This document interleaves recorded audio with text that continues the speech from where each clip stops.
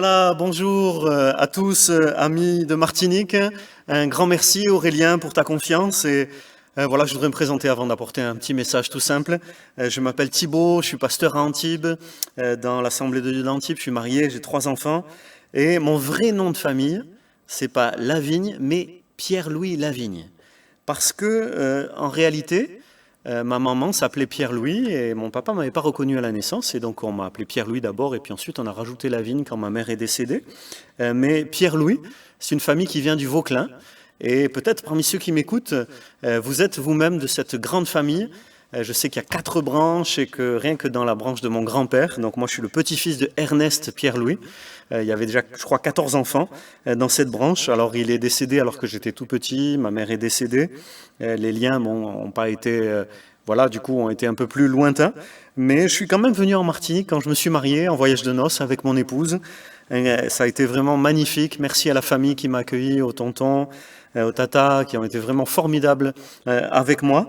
Sainte-Anne, les plages de sable, le Vauclin, bien sûr, le lieu d'où vient la famille, Saint-Pierre, Fort-de-France, Lamentin, on a visité toute cette merveilleuse île. J'aimerais dire que du sang martiniquais coule dans mes veines, même si ça ne se voit pas, il est là. Alors aujourd'hui, simplement, quelques pensées sur le coronavirus. Voilà, ce sera juste quelques pensées, et même c'est une sorte de témoignage que je vais vous apporter, comment j'ai vécu les choses et comment je les vis aujourd'hui. D'abord, j'ai été marqué par la force des médias.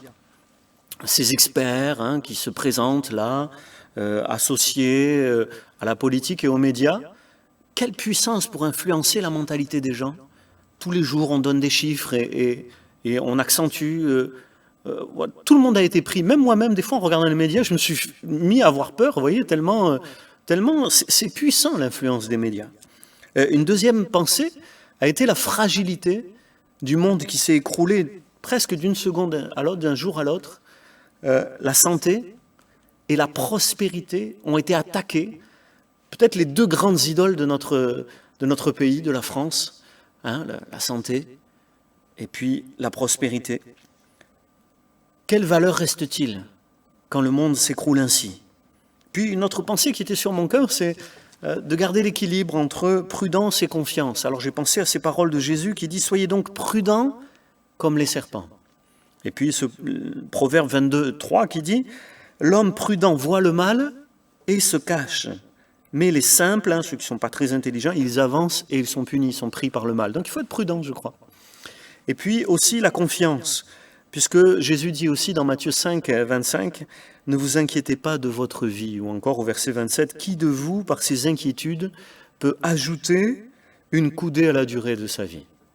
Voilà, ne vous inquiétez pas, faites confiance à Dieu, remettez-vous dans ses bras. Quand le dernier dimanche où j'ai prêché dans l'église avec un auditoire, avant cette crise et la fermeture de nos églises, j'étais à Bruxelles pour une mission. Et le samedi soir, j'étais là à prier, j'avais des nouvelles de ce qui se passait, c'était aussi inquiétant, je mettais ça en prière, et puis j'ai vécu une expérience que j'ai rarement vécue, comme une voix dans mon cœur qui me dit « Regarde le psaume 57 ». Psaume 57, je ne me souvenais plus, il y a 150 psaumes, il faut quand même se souvenir de tout ce qu'il y a. 57, ça ne me disait rien, mais vraiment, alors j'ouvre ma Bible, je regarde, et puis en lisant les versets 2 et 3, « C'est en toi que je trouve un abri, je trouve un abri à l'ombre de tes ailes ». Jusqu'à ce que les calamités soient passées. Wow, je t'ai touché. J'invoque le Dieu très haut qui mène tout à bonne fin pour moi, dit la traduction, la Nouvelle Bible Second. Et j'ai senti vraiment cet appel de Dieu à rester tranquille devant sa face, tranquille à ses pieds. Et puis aussi, j'ai senti fortement un appel à la prière et rapidement, quand je suis rentré, on a fermé l'église, le gouvernement l'a imposé, mais j'ai appelé l'église et on a appelé les croyants à la prière, à se tenir dans la prière. On a aussi appelé les croyants à chercher la pensée de Dieu.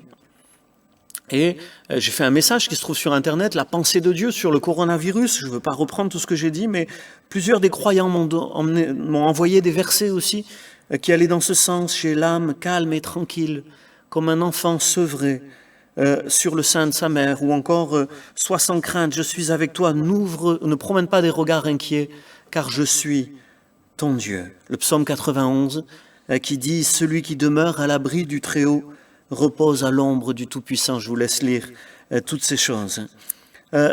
Rapidement aussi, après avoir partagé ces pensées, je me suis rendu compte qu'il y avait dans l'Église, dans les milieux chrétiens, des sensibilités très différentes sur la façon de vivre ce temps de crise, entre hyper-prudence et hyper-confiance. Hyper-prudence de ceux qui, à mon avis, étaient pris par la peur et qui peut-être en faisaient trop.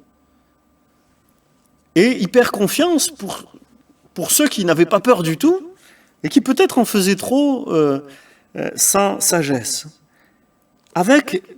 J'ai réalisé, en regardant les réseaux sociaux, des jugements mutuels. C'est-à-dire ceux qui étaient hyper prudents jugeaient ceux qu'ils considéraient comme fous et pas prudents. Et puis, ceux qui n'avaient pas peur du tout avaient tendance à mépriser ceux qui avaient peur. Et puis, j'ai pensé à ce texte de Romains, chapitre 14, verset 1, qui dit « Faites accueil à celui qui est faible dans la foi et ne discutez pas les opinions. » Et je me suis dit, il peut y avoir finalement toutes sortes d'opinions dans les milieux chrétiens sur ce que nous traversons. Mais Paul nous dit, ne méprise pas ton frère, ne juge pas ton frère.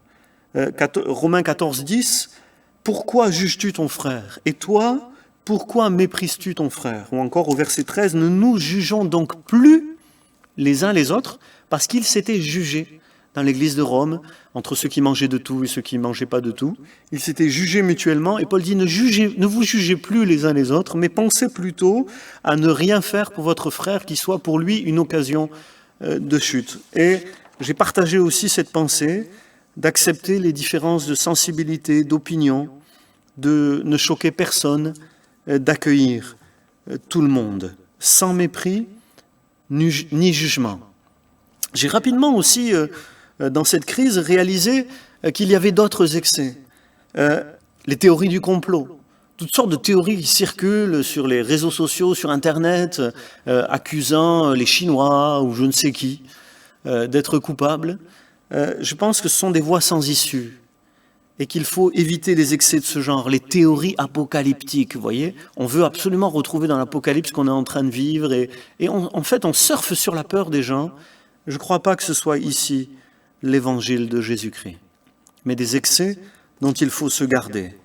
Alors, dans l'Église, alors que nous étions chacun chez nous, nous avons essayé de mettre en place, en tout cas nous avons poursuivi notre travail social, notre travail à destination des pauvres, de ceux qui étaient dans le besoin, qui sont retrouvés finalement de plus en plus nombreux, de ceux qui étaient non seulement pauvres pour certains, mais aussi malades et âgés.